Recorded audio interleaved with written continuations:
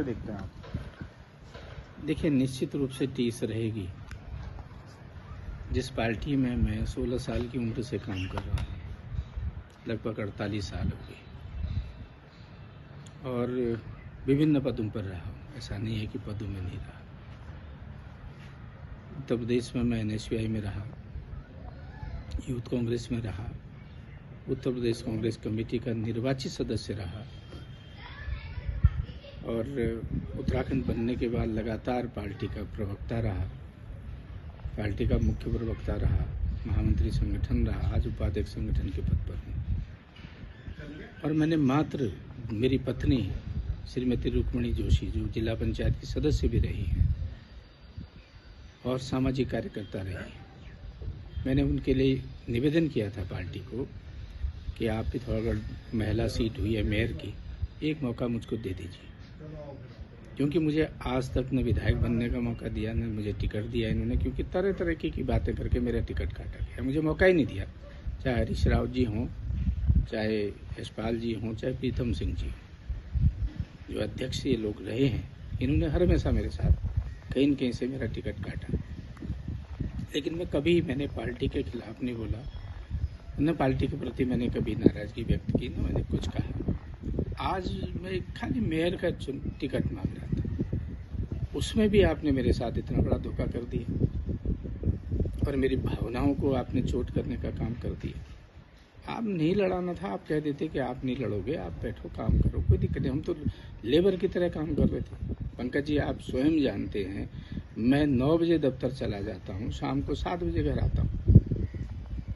Sugar का मरीज होने के बाद भी मैंने कभी इस बात का मैंने परवाह नहीं की कि ठीक है, पार्टी का काम करना है। विपरीत परिस्थितियों में भी काम किया। आपने जैसा कि बीमार था, चंडीगढ़ PGI में किडनी का ऑपरेशन करने के बाद, किडनी जैसी सेंसिटिव जो शरीर का ऑर्गन होता है, उसका ट्रीटमेंट ऑपरेशन करने के बाद मैं 15वें दिन दफ्तर चला गया था, ऑफिस चला गया। उसके बाद मेरा टिकट काटा है, ठीक है, पार्टी को मेरी आवश्यकता नहीं होगी, पार्टी मेरी सेवा में पार्टी में कुछ कमी रह गई होगी, लेकिन आज इसलिए मैंने तय किया है कि न मैं पार्टी में बहुत ज़्यादा काम करूँगा, न पार्टी के ऑफिशियल काम में हिस्सा लूँगा। अगर आवश्यकता पड़ी तो हो सकता है मैं पार्टी के पदों से भी त्याग कर दूँगा। अभी मैं 1-2 दिन आज मैं थोड़ा व्यथित हूँ। 1-2 दिन बाद मैं तय करूँगा कि मैंने किस लाइन पे चलना है। मैंने कभी परिवार नहीं देखा, मैंने कभी ये नहीं कहा कि भाई मैंने कोई पार्टी से फ़ायदा उठाने की बात नहीं की। न मेरे पे मैं ठेकेदार हूँ, न मेरे पास मैं खनन माफिया हूँ, न मैं शराब का तस्कर हूँ। आज पिथौरागढ़ में क्या हुआ, एक व्यक्ति खनन का माफिया, उसको विधायक बना रखा है, और एक व्यक्ति शराब का माफिया है, उसको आज आपने मेयर का टिकट भी दे दिया। सब इन्हीं के लिए है, मतलब हमारे लिए कुछ नहीं है। और एक जाति समीकरण भी होता है, कभी कभी सब जगह होता है, भाजपा भी करती है, राजनीतिक दल करते हैं। अगर कहीं आप ब्राह्मण को दे रहे हो तो आप ठाकुर को दूसरी जगह एडजस्ट करते हो। बाकी तो रिजर्वेशन भी होता है, उसमें भी नहीं किया। जिला पंचायत में लड़ा, मुझे जिला पंचायत में कुछ नहीं मिला, मुझे अधिकृत नहीं किया। मैं पार्टी का मुख्य प्रवक्ता था, आदरणीय प्रीतम सिंह जी हमारे अध्यक्ष थे। जब पार्टी में सम्मान ही नहीं है, काम की कोई परवाह नहीं है काम करने वाले की। कल सह प्रभारी जी का फोन आ रहा था कि आप नींव के पत्थर हैं। मैंने कहा, आप ही लोग हैं जो नींव के पत्थर को हिलाने का काम कर रहे हैं, तो ये पार्टी टिकेगी कहाँ, ये जाएगी कहाँ? जब आप नींव के पत्थरों को इस तरीके से हिला के उखाड़ के बाहर को फेंकोगे तो क्या करेगा आदमी कि कार्यकर्ता वो, आप कार्यकर्ता का सम्मान दोगे। और जबकि मेयर के पद में आपने कुछ नहीं देना, विधायक आप लड़ते हैं, आप 1.5 करोड़ रुपया उनको चंदा देते, पैसा देती है पार्टी। हम तो ऐसी जगह मांग रहे थे जहाँ हमने अपनी जेब का पैसा लगाना था, अपनी मेहनत का पैसा लगाना था। हमें आप मना कर देते, कोई दिक्कत नहीं थी। हमसे आप कहते कि भाई ठीक है, लेकिन आपने कहा कि नहीं, आपको एक भी क्या हमने बिगाड़ा भाई? हमने क्या हरीश रावत का बिगाड़ा, क्या प्रीतम सिंह का बिगाड़ा, क्या हमने पार्टी का बिगाड़ा? कोई ये कह दे मैंने कभी पार्टी में एक शब्द भी कहीं कहा हो, किसी पार्टी नेतृत्व के खिलाफ कभी कुछ कहा हो? आप ऐसे लोगों को पिथौरागढ़ का नेतृत्व, आज ऐसे लोगों को आप परवाह दे रहे हो। आप देख लो ना, क्या आप उस विधायक के खिलाफ जो निर्दलीय चुनाव लड़ा रहे हैं, आप कार्रवाई करोगे? है अध्यक्ष जी का दम, मेरा टिकट काटने का तो दम हम सबको है, लेकिन नहीं है, ठीक है, उनकी इच्छा है, वो जो भी कार्रवाई करे। मैं कभी पार्टी के किसी के प्रति कभी मैंने कोई शब्दों का इस्तेमाल किया, न मैंने पार्टी को कुछ किया।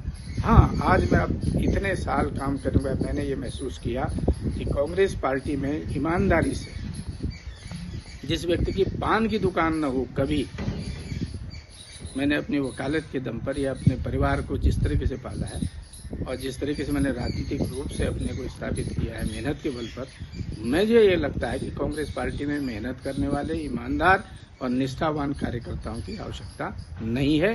यहाँ तो केवल जो तस्कर होगा, जो शराब व्यवसायी होगा, व्यभिचारी होगा, जो खनन माफिया होंगे, शायद इनके टिकट भी उनके लिए हैं, पद प्रतिष्ठा भी उनके लिए है।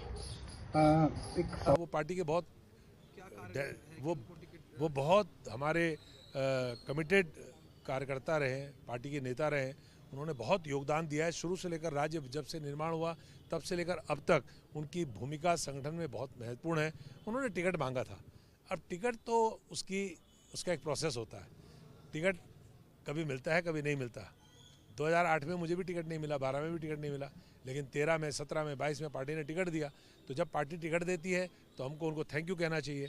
जब किसी कारण से नहीं दे पाती तो जब पार्टी निर्णय करती है उसका सर झुका करके सबको पालन करना चाहिए। गुस्सा होना स्वाभाविक है, बहुत सीनियर लीडर हैं, उनको कष्ट हुआ होगा, उनकी नाराज़गी, उन्होंने मर्यादा में रहते हुए अपनी शिकायत दर्ज करी है। मैं समझता हूँ कि कोई ऐसा बात उन्होंने नहीं करी जो मर्यादा की लाइन क्रॉस करती हो, अनुशासनहीनता के दायरे में आती हो। नाराज़गी प्रकट करने का हर एक कार्यकर्ता को अपना अधिकार है, उन्होंने प्रकट करी है, हम सब मिलकर के उनकी नाराज़गी दूर करेंगे। रूप से मेरी नाराज़गी थी और नाराज़गी स्वाभाविक रूप से अपने परिवार में नहीं कहेंगे, अपनी पार्टी को नहीं कहेंगे, पार्टी लीडरशिप को नहीं कहेंगे तो किसको कहेंगे।